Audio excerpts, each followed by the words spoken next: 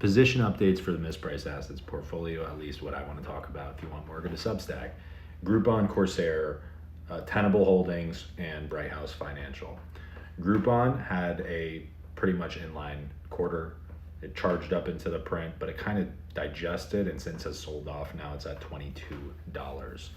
The print was in line, right? A little bit of a miss on the top line, a little bit of a beat in the bottom line, but it's really about what management is saying. I'll remind you, last time we were at 22, everyone is like, well, are they going to listen? Are they going to do these initiatives? Are they going to redesign?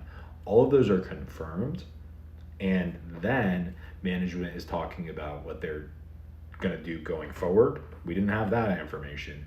And they were giving a snapshot into July.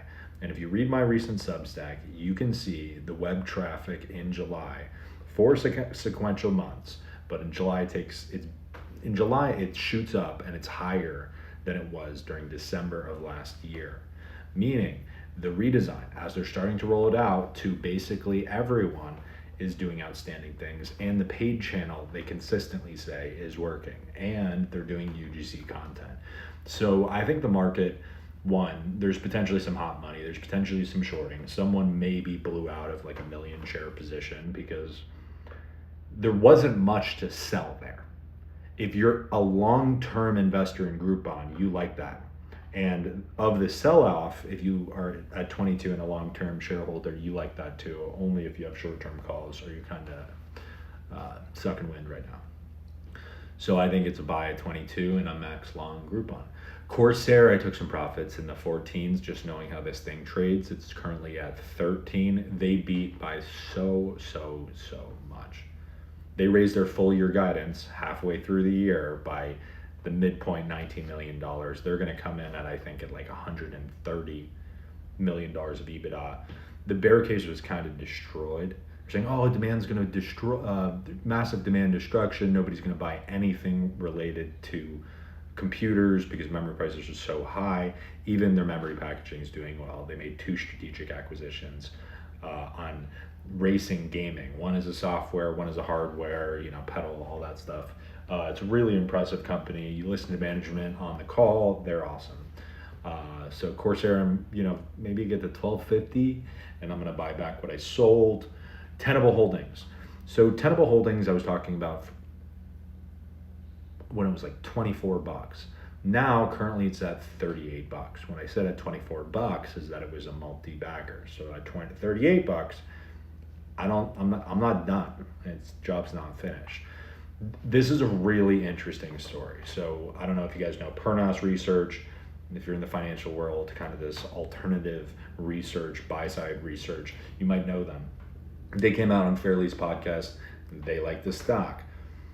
Hunterbrook came out. They don't like the stock. I've been talking to Sam. He really don't like the stock. He's trying to convince me, and I'm like, brother, I like the stock. Tenable Holdings does vulnerability management and exposure management. So basically what that is the super underinvested part of cybersecurity. A lot of it is trying to IP track, basically identity tracking, and on the perimeter, protect from phishing attacks. That's what cybersecurity's been. Hacking typically is like stuff you see in the movies. It's really hard. The average business doesn't have to worry about that. Maybe if you're Sony Enterprises in 2014 or whatever. With these open source models, Fable, but like Fable's kind of neutered on cyber attacks, but you look at Kimi, they have to actually protect their code. They actually have to protect their operating systems. That's what vulnerability management and exposure management does. The bear case, Hunterbrook's bear case, oh, well, Google, CrowdStrike, Palo Alto, they're just going to do that. Tenable is the market leader. Go look up Tenable, who leads in vulnerability and exposure management. Google will come back, and it's not a massive lead, but Tenable has over a quarter, 30% market share on the entire business, and it's consistently rated the best, and is also cheaper than the Falcon platform. It's not. CrowdStrike will have you pay for the entire Falcon X and then pay additionally for exposure and vulnerability management. It's not even that much more expensive than the add-on. So Tenable Holdings right now is trading at analyst estimates of 18 times forward earnings. I'm happy battling on a stock like that. You notice most of my stocks, there's a debate, there's some reason why there's a mispricing, right? And I think that this is a great one. That 18 times forward, I believe, is really more like 12 times forward, because I think the margins are going to expand as they move from legacy VM to, and this is what management guided for, to current gen exposure management. Margins are going to improve and pricing power is going to improve drastically. Super under invested, so a lot of it's greenfield. CrowdStrike could grow while Tenable's growing, right? You know, Google, I don't think that they're going to focus on that. I think the bigger players are focused on bigger pies, and Tenable's just going to kill it right there. And I think that the growth rate, the assumptions on the growth rate is like mid-single digits. That's going to be in the teens, potentially 20% in my view. That's why I think it's going $100. You could have paid me $40 on Substack and gotten it at $24. Now you're hearing now, job's not finished. Then you have Bright House. Go read my story on Bright House. It's getting late in the video.